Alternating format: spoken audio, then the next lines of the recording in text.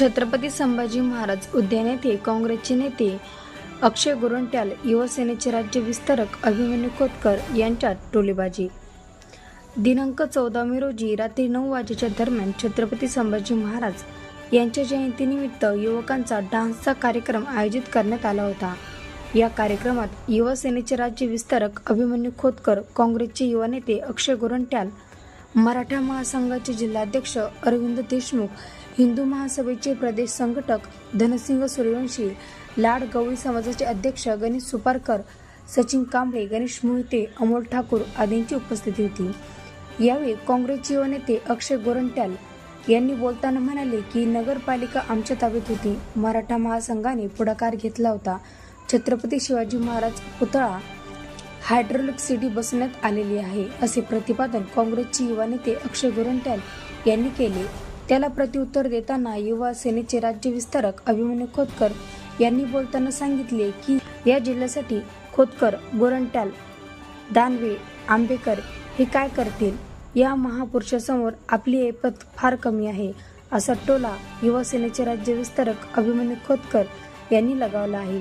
माजी राज्यमंत्री अर्जुनराव खोतकर, आमदार कैलास गोरंट्याल यांच्यात वाद सुरू असतानाच आता दोन्ही नेत्यांच्या मुलामध्ये वाद पेटताना दिसत आहे।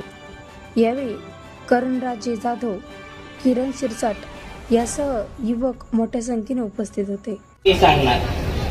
इकडे जे मराठा महासंघ आहे याचा मी विशेष करून इकडे हे बोलणार आहे की या लोकांनी ह्यांना जे श्रेय भेटलं पाहिजे तेवढे श्रेय भेटत नाही।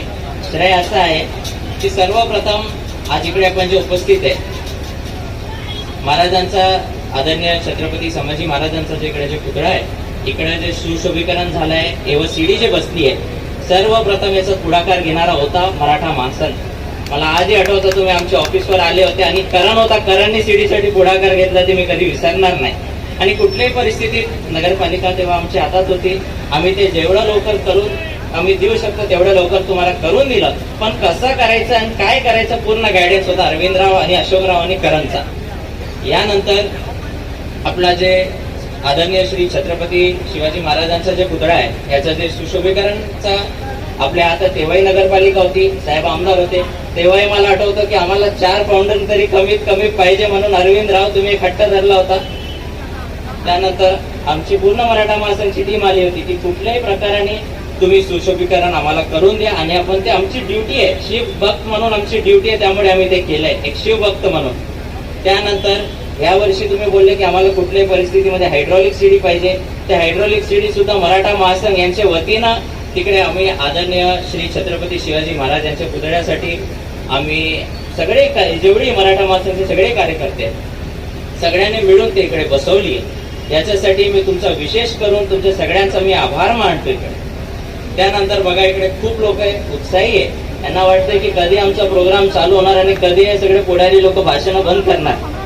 निश्चितच आमच्या भाषणांना आम्ही लवकरच विराम देणार, पण बोलायचा अर्थ असा आहे की जसं मराठा महासंघच्या वतीने करण सारखं, किरणजी सारखे असे यंग करून तुम्ही तयार केले अरविंदराव, आता पुढची पिढीमध्ये पण यंग पिढी तयार करावी लागणार, जे आपले जे छत्रपती श्री शिवाजी महाराज असेल। मला एक खेद व्यक्त करायचं,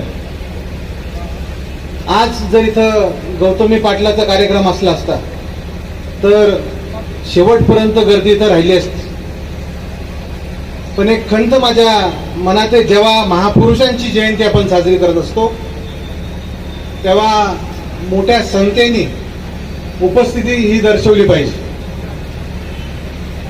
आणि जिल्ह्यासाठी किंवा आपल्या जालना शहरासाठी दानवे काय करल, खोतकर काय करल, गोरंट्याल काय करल, आंबेकर काय करतील, मला वाटतं ह्या सगळ्या थोर महापुरुषांपुढं आपली ऐपत फार कमी आहे। यांचं करायचं आपली काहीच लायकी नाही, आपण जे काय करतोय ते यांच्यामुळेच करतोय।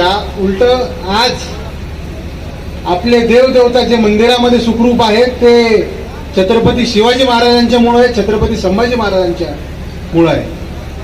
म्हणून यांच्याविषयी बोलताना मला वाटतं माझ्या आधी बोलणाऱ्यांनी सांगितलं की 1-1.5 मिनिटात 2 मिनिटात आटपा, पण मला वाटतं 2-2 दिवस जरी या थोर महापुरुषांबद्दल बोललं तरी ते कमी आहे। आणि जे काही आधीच्या वक्त्यांनी सांगितलं की सत्ता पुढे चालून तुमची असेल, पण मला वाटतं सत्ता कोणाची जरी असली तरी ह्या राज्यामध्ये छत्रपतींचं नाव हे पुसल्या जाऊ शकत नाही, विसरल्या जाऊ शकत